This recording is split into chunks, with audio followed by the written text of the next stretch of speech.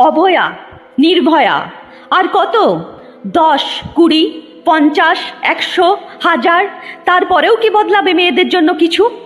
তারপরেও কি হবে মেয়েরা স্বাধীন? নাকি বদলে যাবে শুধু নাম, বদলে যাবে শুধু চেহারা? স্কুল, কলেজ, অফিস, মন্দির, হসপিটাল, এমনকি নিজের বাড়ি, কোথায় মেয়েরা নিরাপদ বলতে পারেন? কলকাতার আর.জি. কর মেডিকেল কলেজে যে ঘটনা ঘটেছে তা আবারও প্রশ্ন ছেড়ে গেল। কোথায় মেয়েদের স্বাধীনতা? কোথায় মেয়েরা নিরাপদ? কঠোর পরিশ্রম করে দু চোখের স্বপ্ন নিয়ে, বাবা মার স্বপ্ন, নিজের স্বপ্ন পূরণ করতে আসা কলকাতা আর.জি. কর মেডিকেল কলেজের জুনিয়র ডাক্তার অভয়া মানুষের সেবা করতে এসে একটানা 36 ঘন্টা ডিউটির পর একটু বিশ্রাম করতে চেয়েছিলেন, একটু ঘুমাতে চেয়েছিল সে। হয়তো একবারও ভাবেনি এই নির্মম সমাজ তাকে চিরকালের মতো গভীর ঘুমে পাঠিয়ে দেবে। কলকাতার আর.জি. কর মেডিকেল কলেজে খোদ ডাক্তাররা নিরাপদ নয়, তাহলে ভাবতে পারেন অন্যান্য মেয়েদের অবস্থা, তারা কতটা নিরাপদ? প্রথমে আত্মহত্যা বলে চালিয়ে দেবার চেষ্টা, তারপর একের পর এক প্রমাণ লোপাটের চেষ্টা, যেখানে ভিকটিমের পরিবারকে সান্ত্বনা দেবার বদলে মেয়ের দেহটি, মেয়ের মুখ একবার দেখবার জন্য 3 ঘন্টা বাইরে দাঁড় করিয়ে রাখা হয়। যে মা বাবা তার মেয়েকে হারিয়েছে তাদের সাথে সহানুভূতি তো দূরের ব্যাপার, যে মেয়েটির সাথে এরকম নারকীয় পৈশাচিক ঘটনা ঘটল তাকে ন্যায় বিচার দেবার চেষ্টা করার বদলে তার মৃত্যুকে আত্মহত্যা বলে দেওয়া হলো। দোষ শুধুমাত্র সঞ্জয়ের, আর তাদের নয় যারা এই ধরনের অমানুষদের অমানবিক কাজকে আড়াল করার চেষ্টা করে? এই প্রশ্নটা তো আমার মতো অনেকেরই মনে জেগেছে। যেখানে ভিজিটিং আওয়ার্স ছাড়া রোগীর পরিবারের লোকজনদের হাসপাতালে ঢুকতে দেওয়া হয় না, সেখানে অবাধে একজন বাইরের লোক মদ্যপ অবস্থায় সেমিনার রুমে গেল কি করে?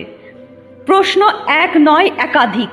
পশ্চিমবঙ্গ নয়, ভারতবর্ষের প্রতিটা মানুষ জানতে চায়, যেখানে একটা মার্ডার হলে সেই রুম ও তার চারপাশে কাউকে যেতে দেওয়া হয় না, সেখানে হাতছড়া দূরত্বে কিভাবে মেরামতের কাজ শুরু করা হলো? এই ঘটনার পর পুলিশ সঞ্জয় নামের এক ব্যক্তিকে আটক করেছে। সঞ্জয় নাকি সিভিক পুলিশ, তার বিরুদ্ধে এর আগেও মেয়েদের সাথে দুর্ব্যবহারের অনেক অভিযোগ পাওয়া গেছে। এরকম চরিত্রের মানুষদের বিরুদ্ধে কেন পুলিশ কোনো অ্যাকশন নেয় না? তারা কি অপেক্ষা করছিল বড় ধরনের কোনো ক্রাইম করুক সঞ্জয়, তারপর তাকে অ্যারেস্ট করবে? প্রশ্ন এখানেই শেষ নয়। সঞ্জয়ের সেমিনার হলে ঢোকা এবং বেরিয়ে আসার সময়সীমা 45 মিনিট। 45 মিনিটের মধ্যে রেপ এবং মার্ডার করা একা সঞ্জয়ের পক্ষে সম্ভব, নাকি আরও অনেক জনের হাত রয়েছে এর পেছনে?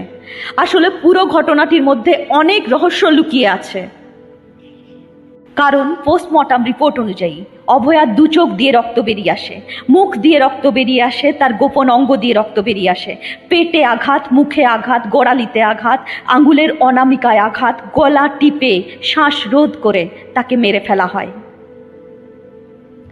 আপনি কি মনে করেন একটি মেয়েকে রেপ করা মানে শুধুমাত্র সেক্সুয়াল খিদে মেটানো?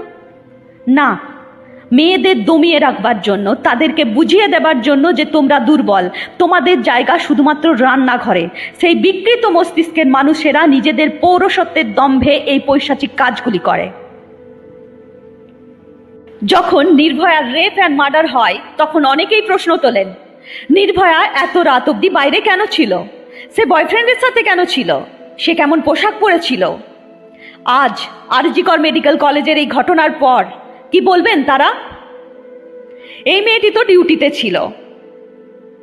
ধনঞ্জয়ের ফাঁসি, রেপ অ্যান্ড মার্ডার কেস এখনো সবার মনে দাগ কেটে আছে। সেই মেয়েটি তো নিজের বাড়িতেই ছিল, নিজের বাড়িতে থাকাকালীন তাকে রেপ অ্যান্ড মার্ডার করা হয়। তাই দয়া করে আপনাদের এরকম বক্তব্যের দ্বারা বারবার মেয়েদের দোষ দিয়ে দোষীদের মনোবল বাড়াবেন না। প্রতিবাদ চলছে, চলবে, আরও জোরদার হোক প্রতিবাদ।